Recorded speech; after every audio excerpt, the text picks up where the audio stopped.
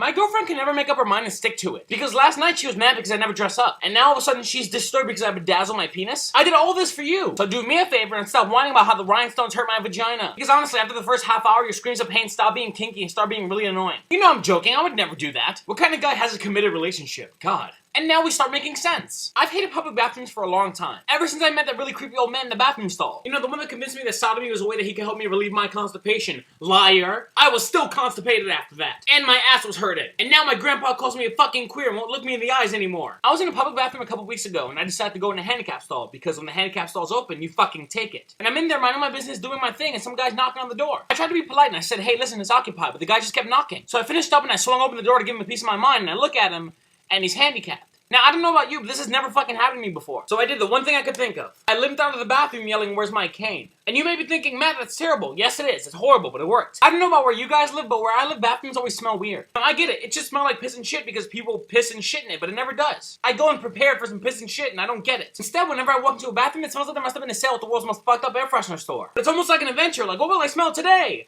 Probably not something good. Alright, it smells like oranges and rotting corpses. Now, I know I have a lot of female viewers, and that's mainly because, well, I'm fucking adorable. But ladies, let me tell you about the social abortion that's peeing at the urinal. Usually there's like 6 urinals, and you always pick the one at the end. And pretty much every guy knows about the unspoken rule. Whenever you can, you skip a urinal. But the unspoken rule is like Fight Club. You're really not supposed to talk about it. But you know, I'm a badass and I don't give a shit about rules. Except for traffic rules. Haha, turn signal. Yeah, I'm kind of embarrassed for me too. Once in a while, you get stuck in a situation where you have to pee with a guy right next to you. And this is where those little urinal dividers come into play. Honestly, when you're at a urinal, these little walls feel like a fucking fortress. But instead of storing munitions or housing soldiers, this is a fortress that protects you from the pedophile in training over here that's trying to stare at your penis. When you're at a urinal and you don't have these dividers, it's the most awkward thing ever. Or so I thought. Because a few weeks ago I went to a concert. When I went to the bathroom, they had this. Do you know what that is? That's a goddamn trough. That's what they used to give fucking cows water. I love cows. I prefer not to pee in their water supply. Yeah, it saves water, but it's so awkward and uncomfortable. Like a famous inventor had a fight with his girlfriend, and while she was leaving, she said, hey, your penis is tiny. And so we went through the whole complicated process of inventing this urinal, just so we had a way to compare other penises with his without looking gay. And what about the soap in the bathrooms? Most of the time it's that generic white soap that every person in his head thinks for a split second, that might be semen. I might be washing my hands with semen right now. But you continue to wash your hands, and after you finish, you're gonna have to dry them. There's usually 3 options you have. You can use that shitty one-ply toilet paper that pretty much dissolves whenever it touches something that isn't as dry as a fucking desert. You can use the paper towels that are so fucking pointless you might as well try drying your hands with more water, or you can use that air blower thing, which I love. Because honestly, who doesn't love the equivalent of a 6-year-old vacuum cleaner drying your hands? So we all do the same thing. We take our wet hands, wipe them on our pants, and get the fuck out of there. So yeah, that's all for now. I'll see you guys later.